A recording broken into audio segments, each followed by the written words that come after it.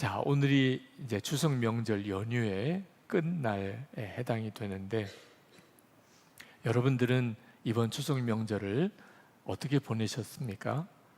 아마 여러분들 중에는 명절이 오히려 영적으로는 굉장히 힘든 기간이다 하는 경험을 하신 분들이 상당히 많으실 겁니다.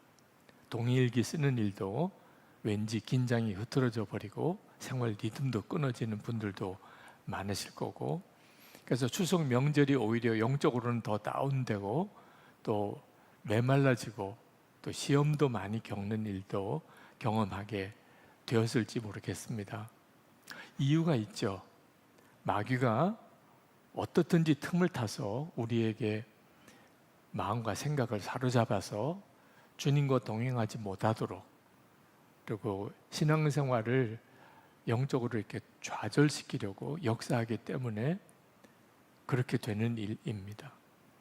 그런 일을 워낙 많이 겪다 보니까 이제 추석 명절이 끝나는 이때 목요 집회를 하면서 더 이상 마귀에게 당하고만 살 수는 없지 않나 하는 마음이 간절히 들었습니다. 그래서 그 말씀을 오늘 여러분들과 나누려고 합니다. 우리가 살아가는 동안에 마귀가 역사하는 일을 겪는 일은 대단히 고통스러운 일입니다. 눈에 보이지도 않는 존재이기 때문에 우리가 정확하게 마귀의 역사를 알지 못하면 마귀에게 한참을 어려움을 겪고 난 다음에서야 깨닫고 후회하게 됩니다. 그러니까 마귀의 역사에 대해서 정확히 이해하고 분별하는 일은 대단히 중요하고, 우리가 예수님과 동행하려고 하는 중요한 이유 중에 하나이기도 합니다. 우리가 예수님을 믿고 거듭나는 은혜를 경험하는 것은 대단히 놀라운 일입니다. 하나님이 정말 살아계시구나, 그리고 하나님이 나를 사랑하신다 하는 사실이 진짜 믿어지는, 그건 정말 놀라운 성령의 역사로만 되는 일입니다.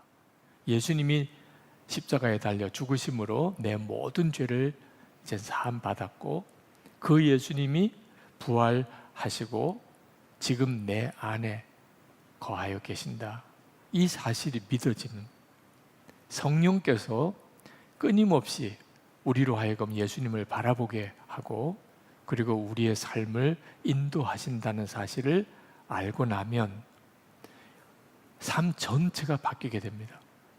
그걸 거듭난다고 표현을 하는 거죠. 그리고 마귀와의 싸움에서 승리를 얻게 됩니다. 참 놀라운 은혜를 우리는 이미 다 받았습니다. 그런데 안타까운 것은 그런 놀라운 은혜를 받고도 여전히 우리가 마귀의 종노릇 하는 것처럼 살아가는 일이 너무나 흔하다는 것입니다. 도대체 마귀가 역사하는지 어떤지를 잘 알기 어렵지만 열매를 보면, 삶의 열매를 보면 아, 마귀가 역사했구나 하는 것을 알게 됩니다. 예수님 안에서 약속되어진 기쁨과 평안, 감사와 사랑, 어느 순간에 없어지고, 주님이 이미 해결해 주셨다고 약속하신 두려움과 염려, 원망, 다툼, 은밀한 죄, 또는 혈기, 또는 분열, 어느덧 내 삶 속에 그런 일들이 내 삶 속에 일어나는 것을 보면 아, 마귀가 역사했구나 하는 것을 분별할 수 있다는 것입니다. 실제로 여러분들이 이제 명절을 지나면서 좋은 명절인데도 왜 나는 이렇게 마음이 힘들까? 왜 이렇게 시험이 많을까? 명절을 지나고 난 다음에 영적으로 왜 나는 더 가라앉아 있을까? 마귀가 우리가 알지 못하는 사이에 그렇게 우리의 삶 속에 역사했던 것입니다. 언제까지나 이처럼 마귀에게 당하고 난 다음에 후회하고 그리고 겨우 다시 회복하고 또 무너지는 일을 반복하며 살 수는 없지 않아요? 그래서 오늘 우리가 예수님과 동행하는 삶에 있어서 더 이상 마귀에게 당하고만 살지 않아야 하겠다는 이 주제로 우리가 함께 은혜를 받고 싶은 거예요. 그리고 주님을 정말 바라보는 눈을 뜨고 싶은 겁니다. 요즘 귀신을 소재로 한 영화들이 꽤 인기를 끄는 모양입니다. 그러니까 그런 영화들과 드라마가 많이 생기는 거죠. 이것도 굉장히 무서운 마귀의 전략이라고 생각이 듭니다. 왜냐하면 귀신 이야기나 그런 영화가 그게 마귀의 역사라고만 생각하는 겁니다. 그런 걸 부인하는 것도 아니지만 그런 모습으로만 마귀는 역사한다고 생각하게 만들어 버리는 거예요. 실제로 마귀의 역사는 귀신 이야기에 나오는 정도가 아닙니다. 물론 귀신도 실제로 역사하고, 그리고 귀신 이야기와 같은 스토리들도 우리의 삶 속에 경험될 수 있지만, 사실 중요한 핵심은 그런 귀신 이야기가 아닙니다. 여러분, 아담과 하와가 사탄에게 미혹을 받아서 선악과를 따먹었잖아요. 그게 무슨 귀신 이야기와 같습니까? 가룟 유다가 예수님의 제자였으면서도 은 30에 예수를 팔지요. 마귀가 예수를 팔려는 생각을 가룟 유다에게 집어넣어 주었습니다. 이게 무슨 귀신 영화와 같은 스토리입니까? 우리에게 너무나도 우리의 삶 속에 아주 밀접하게, 우리가 실제로 매 순간 일상의 삶 속에서 경험하는 삶 속에 마귀의 역사가 있는 거예요.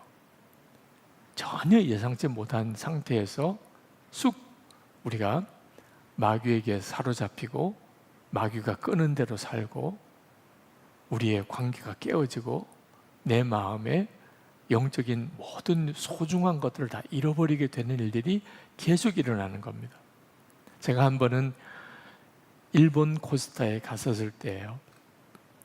아주 은혜롭게 일정들이 진행이 되고 있었고, 하루 저녁 집회 때입니다. 목사님께서, 강사 목사님이 참 귀한 말씀을 전해주고 있었고, 거기에 강사들이 모인 자리가 있었고, 그리고 이제 코스타에 참여한 일본 유학생들과 일본 현지 청년들도 그 강당에 가득 찼었습니다. 근데 말씀을 듣는데 갑자기 아주 불쾌한 냄새가 나는 거예요. 누군가가 아마 생리적인 현상을 억제 못하고 그만 그런 일이 일어났던 것 같아요. 근데 그 순간에 거기에 참석했던 코스타 강사들과 학생들의 얼굴이 다 일그러지는 거예요. 그럴 수밖에 없지요, 그렇죠? 근데 유력한 범인이 있었습니다. 네. 다들 그 사람이구나 그렇게 생각을 했었어요. 왜냐하면 일단은 남자였어요. 네. 그런 일의 범인은 거의 남자죠, 그죠? 그런데다가 그 사람만 아무 표정이 없는 거예요. 계속 강단만 주목하고 아무 일도 일어나지 않은 것처럼 그렇게 앉아있는 모습이 다들 저 사람이구나, 자기가 그런 일을 저질렀으니까 아무런 표정도 없는 거구나, 다 그렇게 생각하는 것 같았어요. 근데 집회가 끝나고 숙소로 돌아오는 길에 갑자기 생각이 하나 떠올랐어요. 정말 그 사람일까? 아닐 수도 있다는 생각이 번뜩 드는 겁니다. 다들 그런 냄새가 막 퍼질 때 인상을 찡그리고 도대체 누구야? 이러고 있는 바로 그 순간에 그 사람 혼자서 아무런 표정을 짓지 않고 그냥 설교하는 목사님만 주목하고 있는 것이, 본인이 오히려 그런 일에 누군가가 미안해할까봐, 또 그것 때문에 어려움을 겪을까봐 아무렇지도 않은 척하면서 분위기를 지켜가려고 했었던 것이 아닐까, 그런 생각이 갑자기 들더라고요. 그러면서 우리가 얼마나 쉽게 악한 영의 역사에 마음이 무너지고 흐트러질 수 있는지를 그때 깨닫고 소름이 끼치는 것 같았습니다. 훌륭한 강사님들, 또 코스타의 은혜를 사모하는 청년들이 모인 자리인데도 누군가의 생리적인 현상 하나 가지고 분위기가 갑자기 바뀔 수 있는, 이건 진짜 무서운 거구나. 그 정도쯤은 진짜 애교잖아요. 우리가 살아가는 동안 우리가 살면서 마귀의 정말 놀이터가 되어버린 것이 우리의 가정, 우리의 교회, 우리가 살고 있는 사회가 아닌가 하는 생각이 드는 겁니다.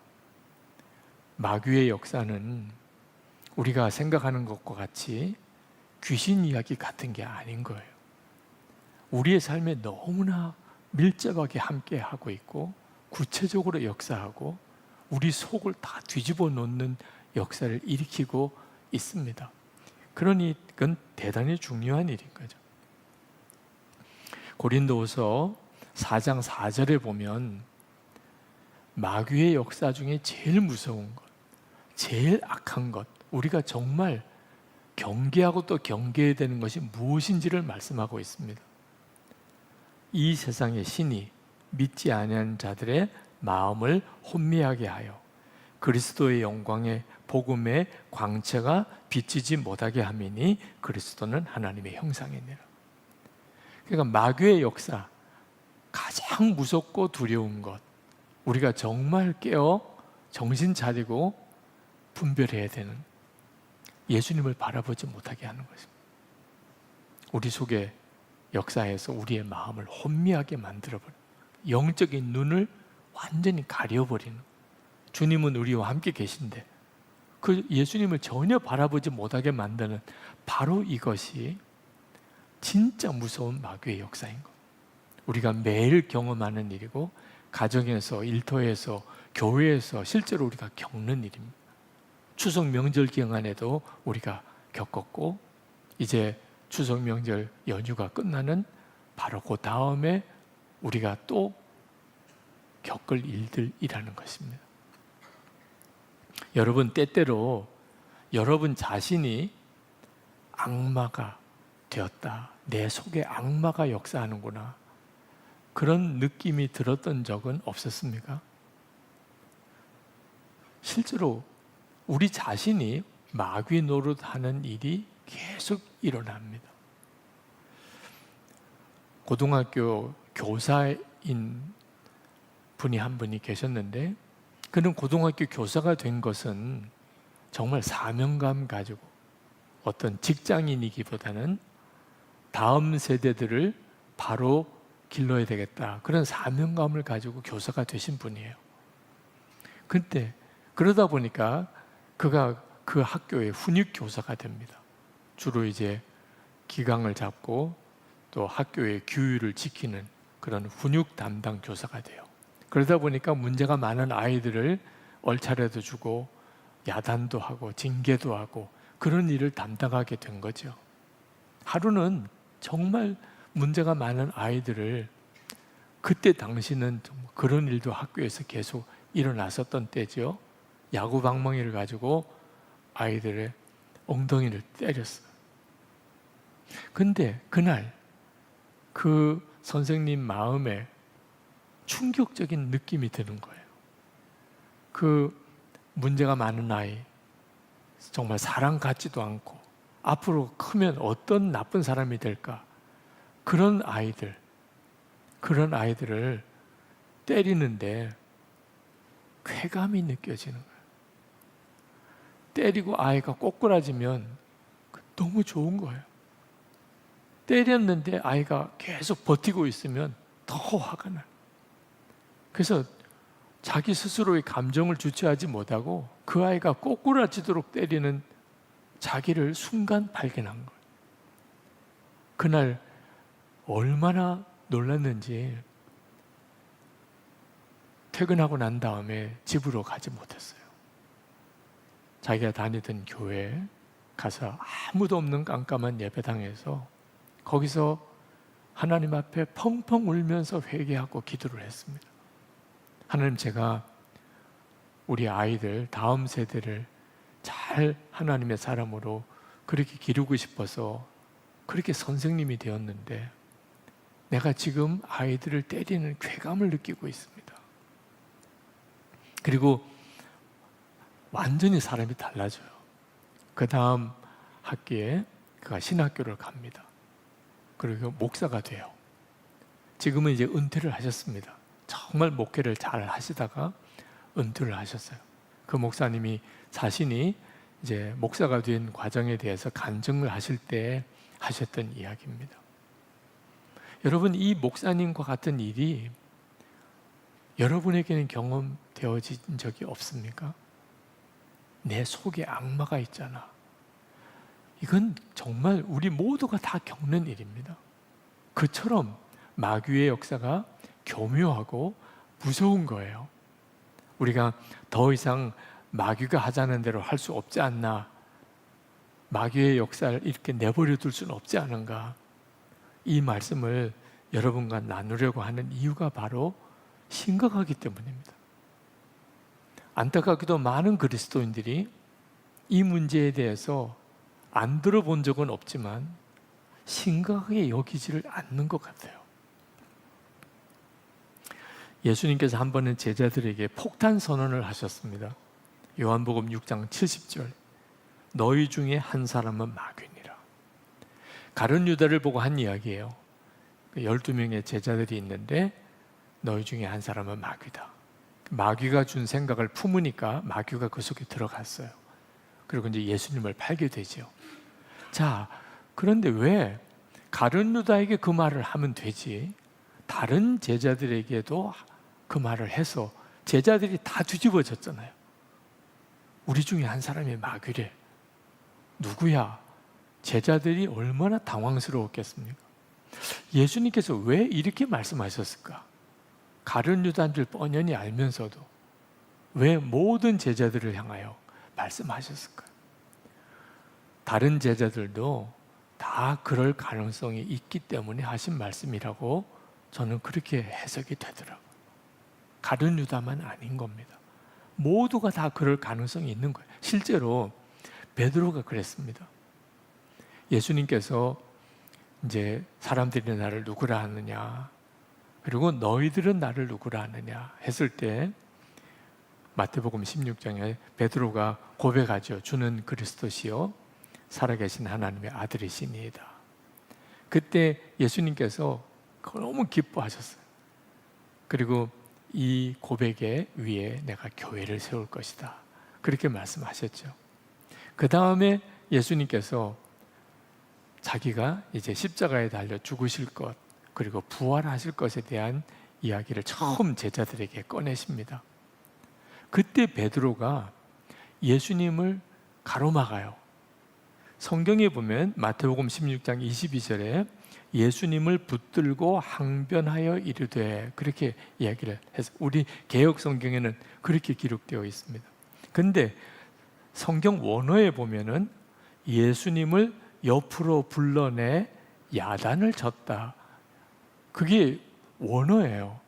세번역 성경에는 그 비슷하게 번역을 했습니다. 베드로가 예수를 따로 붙들고 주님, 안 됩니다.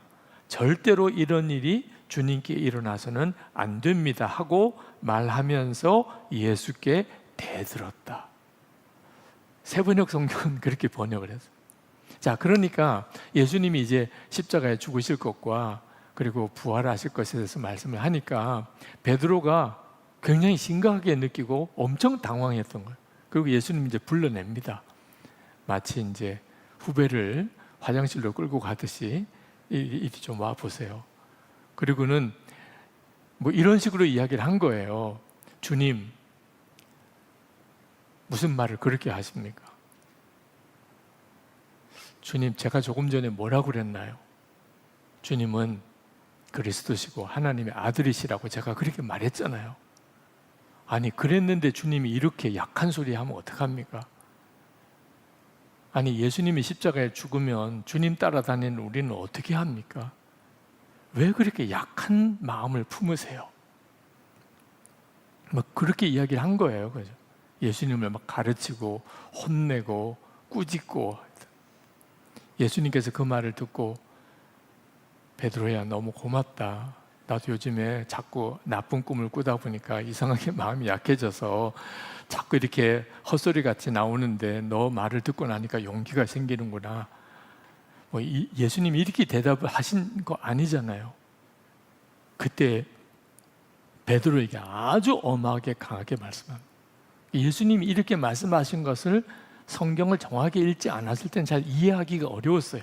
사탄아, 내 뒤로 물러가라. 너는 나를 넘어지게 하는 자로다.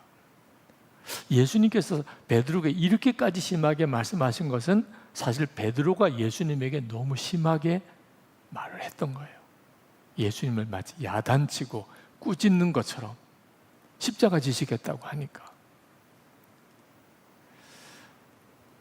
베드로도 그랬습니다. 그러니 우리가 예수님을 믿고 산다고 하지만 실제로 우리 스스로는 전혀 자기가 잘못된 것이라고는 생각하지도 않는, 자기는 너무나 당연하고 잘 하고 있다고 생각하면서 마귀 노릇할 수 있다는 거예요. 그게 너무너무 심각한 것입니다. 그래서 하나님께서 우리에게 마귀와 싸울 전신갑주를 입으라고 하신 거예요. 오늘 우리가 읽은 본문의 말씀 에베소서 6장 11절에 마귀의 간계를 능히 대적하기 위하여 하나님의 전신갑주를 입으라. 마귀의 간계가 너무나 무섭게 우리에게 있다는 겁니다. 오늘 이 말씀을 듣는 여러분들, 여러분의 이야기, 저의 이야기고 우리의 이야기예요. 우리가 지금 처해 있는 영적인 현실입니다. 그렇지 않았다면 하나님의 전신갑주를 입으라고 말씀하지 않았을 거예요. 이 하나님의 전신갑주는 구원의 투구, 그리고 믿음의 방패, 성령의 검, 진리의 허리띠, 그리고 평안의 복음의 신발, 그렇게 말씀했는데 전신을 가리는 것입니다. 다시 말하면 마귀의 역사는 어디를 이렇게 특별하게 지칭해서 우리를 공격해 오는 존재가, 우리의 전인격적으로 우리에게 역사하는 존재라는 거예요. 그러니까 하나님의 전신갑주를 입어야 한다는 거예요. 우리의 일상의 모든 삶이 사실 마귀가 우리에게 공격하고 우리를 넘어뜨리고 사로잡으려고 하는 장이 된다는 것입니다. 정말 너무너무 중요하죠. 그런데 이 하나님의 전신갑주는 사실은 하나예요. 구원의 투구부터 평안의 복음의 신발까지 일일이 이렇게 열거했지만 예수 그리스도, 바로 그분을 이야기하는 겁니다.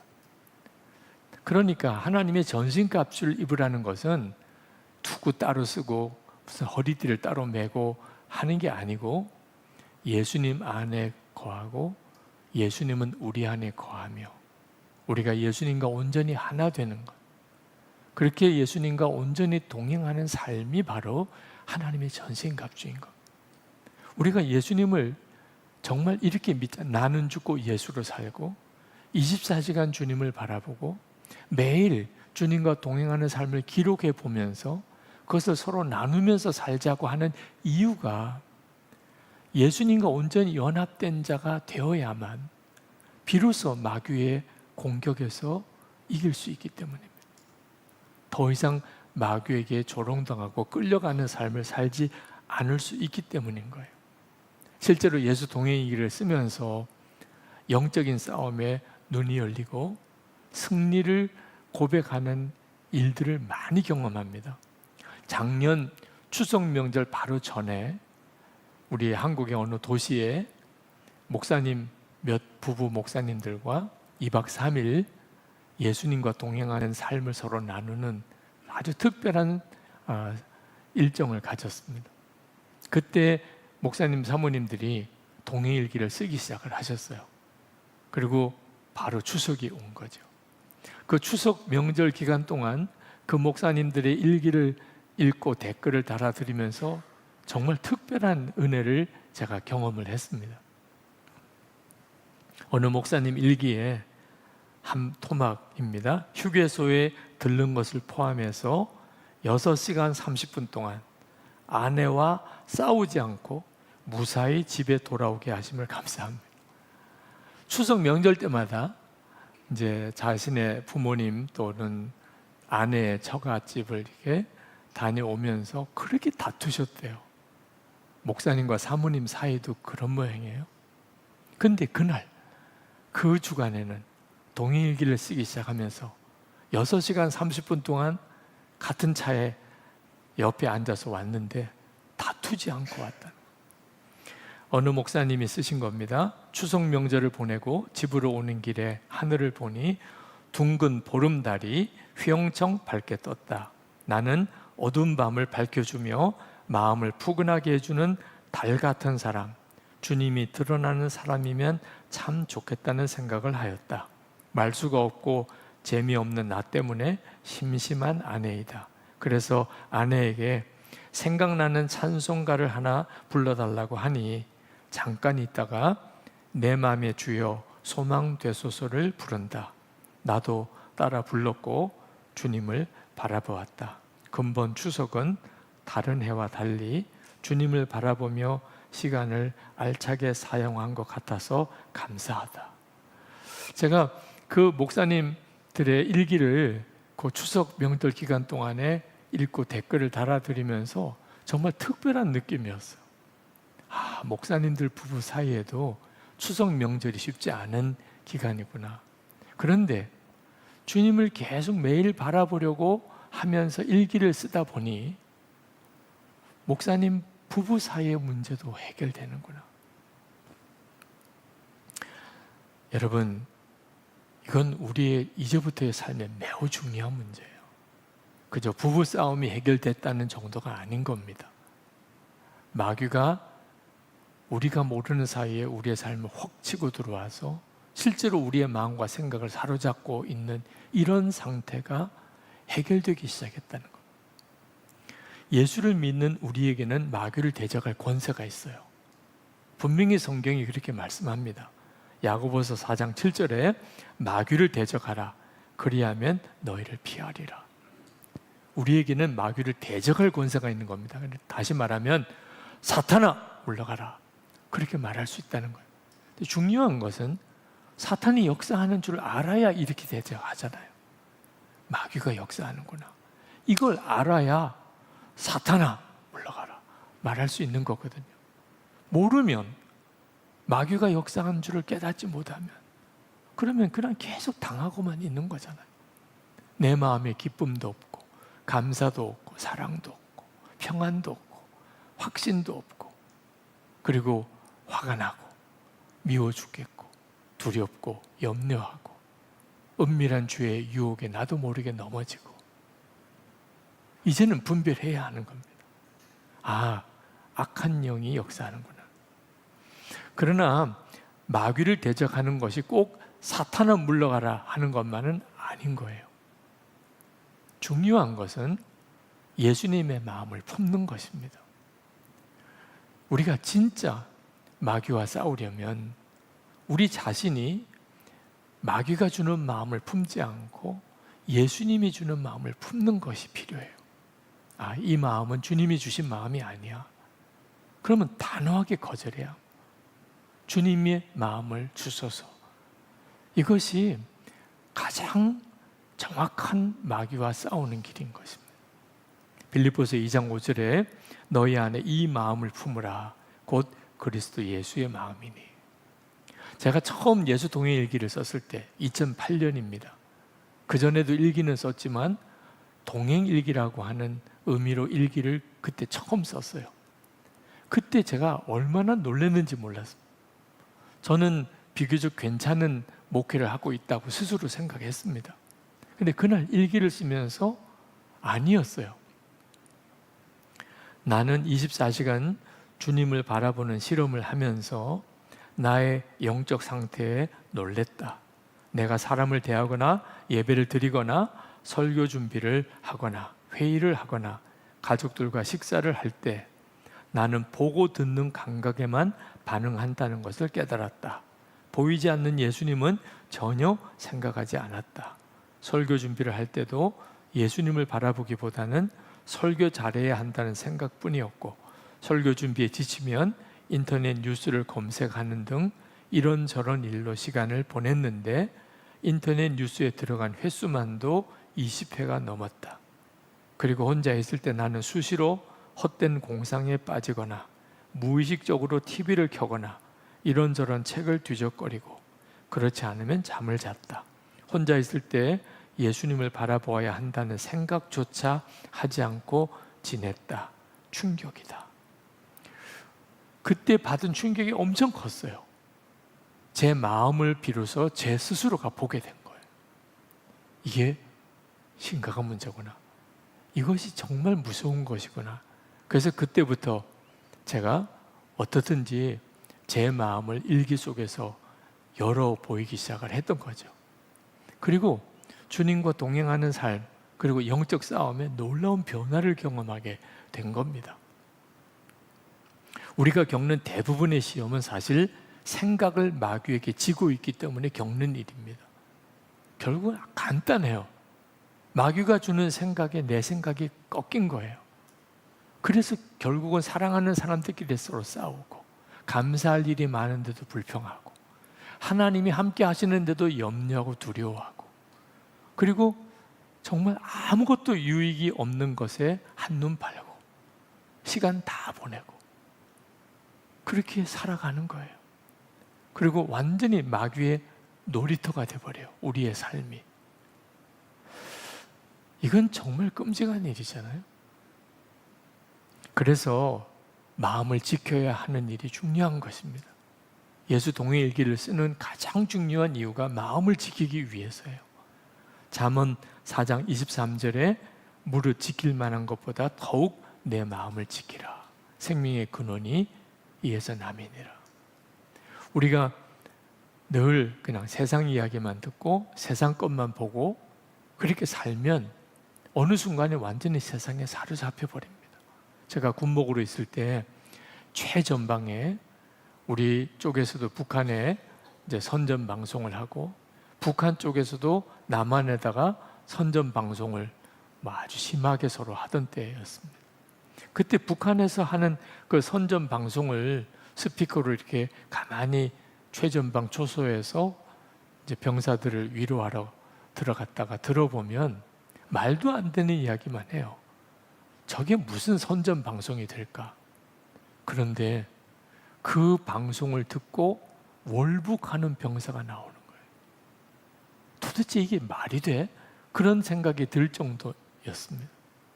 평소에는 정말 말도 안 되는 이야기죠. 그런데 어느 날 자기가 사고를 쳤거나 또는 상관에게 아주 모욕적인 말을 들었거나 또는 사랑하는 애인이 변심을 했거나 집안에 무슨 큰 어려움이 생겼거나 그때는 그 소리가 달리 들리기 시작하는 것 같아요. 여러분, 우리가 이 세상에 살지만 세상에 주는 말, 세상에 주는 뉴스, 세상에 주는 영상만 주목하고 사는 것은 굉장히 무서운 결과를 가져옵니다.